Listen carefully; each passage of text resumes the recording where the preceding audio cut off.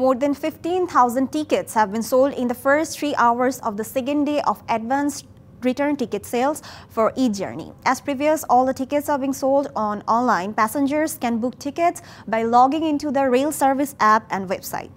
Railways started selling tickets for the Western region at 8 a.m.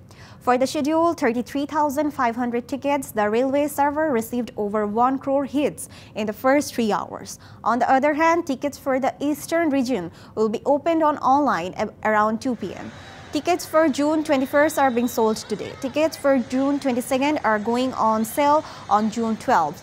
June 23rd tickets are on sale on June 13th and June 24th tickets will be sold on June 14th. Meanwhile, due to the limited numbers of seats, many passengers are unable to get the tickets despite their efforts.